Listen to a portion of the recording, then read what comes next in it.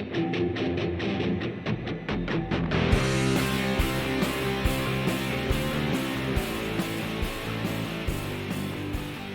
welcome to the Knacklers workshop.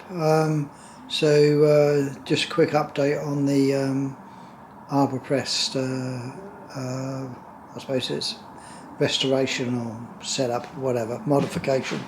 So if you've seen before this, I made a stand. I'll put a link to that video in the description if you haven't seen it. It's just an old cheap stand cut down, sort of became quite stable, so that's good, and no welding involved. So I managed to put a coat of paint on it, hammerite stuff. Didn't come out quite as good as I hoped. This was a little bit, this is a bit patchy and not so nice, but all one colour.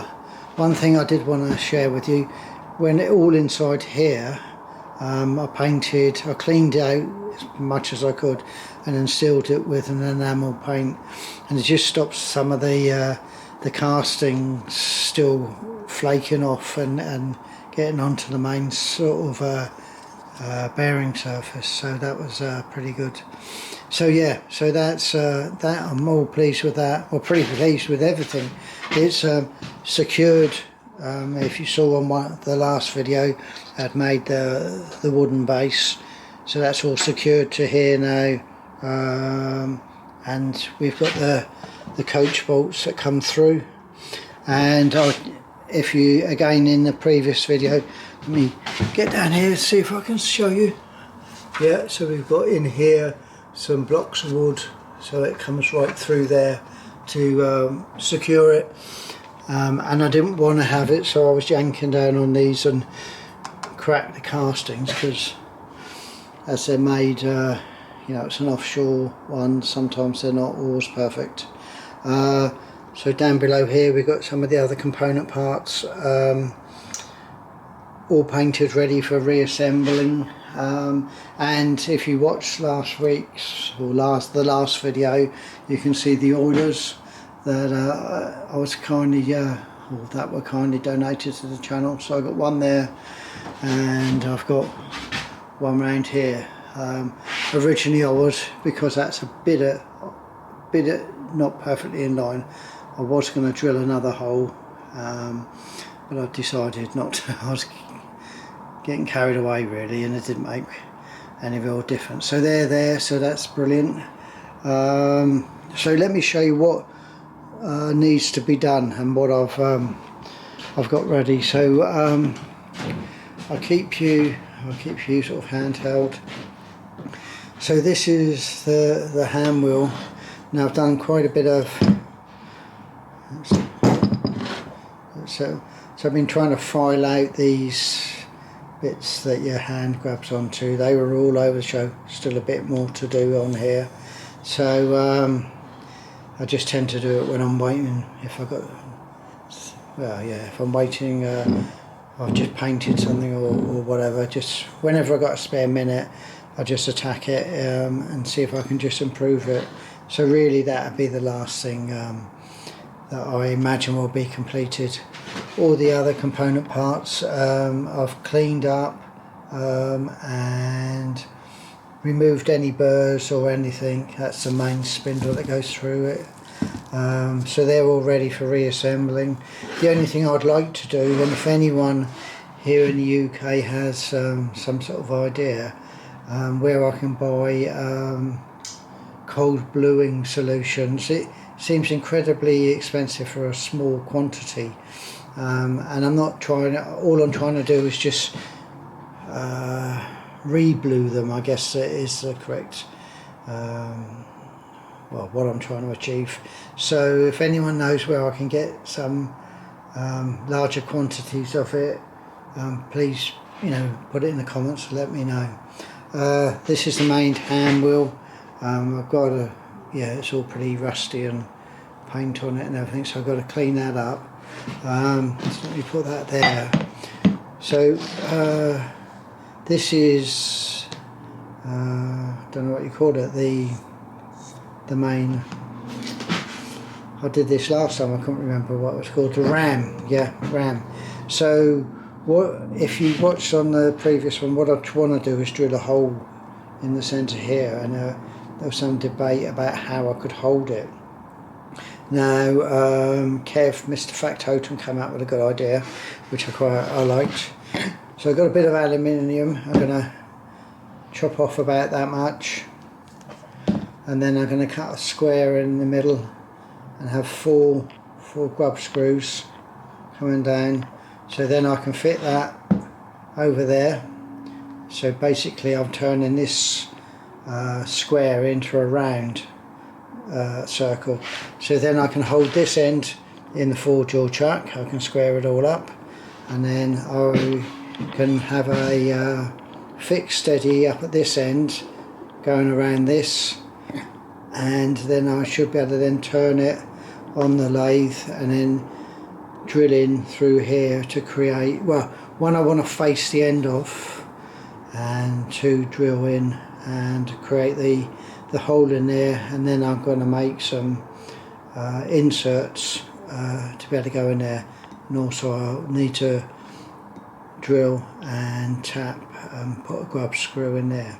So this is, yeah, material's fine, but the challenge I had, and that's why I've been a bit slow in doing this, was the standard Myford fixed steady wouldn't hold anything of this diameter, or even if this is a bit bigger than needed, but I couldn't get it down to a small enough diameter to be able to, well, what I would have had is such a small amount here to hold in a fixed steady, or the standard Myford one. So what I then started searching for is one of these high capacity steadies, and you can see Hemingway make a kit, and if you have a look at Stevie GR's channel, I'll put a link to it. He's got a he bought the kit, and he's got a thorough sort of breakdown of how he put it all together and machined everything. But this, so when I was searching, I couldn't find anything. I didn't really want to go into making one, but then this popped up on eBay. Now this is made by, it is a kit, but someone's obviously manufactured it. MES, so that's Machine Engineering Supplies, I think it is, or Model Engineering Supplies, and they were the people who did all the castings for the door Raspberry. So this is quite good actually, and what it does give me, as you can see, we've got plenty of capacity there to hold that once I've made this bit. Now this is, having looked at Steve's video and looked at some other large capacity fixed steadies, I've noticed this is sort of done slightly different from the others. So what I'm going to do with this, I actually got all the original drawings and stuff. I got it from a company called Suffolk Steam, I think they are. And I know my friend Andrew has bought his machines from them, and I've bought other things, and their service is really good, and you can, you know, sometimes they move on the price, and so they're worth investigating. So I'll put a link to those guys as well. But what I think I'm going to do, I'm going to try and do for the next video, just have a bit of a run through, show you the drawings, because this is a bit different from the Hemingway ones, and it is actually not, with a big lump of aluminium you can make that, because it's this is fixed to there, so you're only looking at that sort of thickness. So what's that, inch and a bit, inch and a quarter. So yeah, it's something that probably someone could make, I think,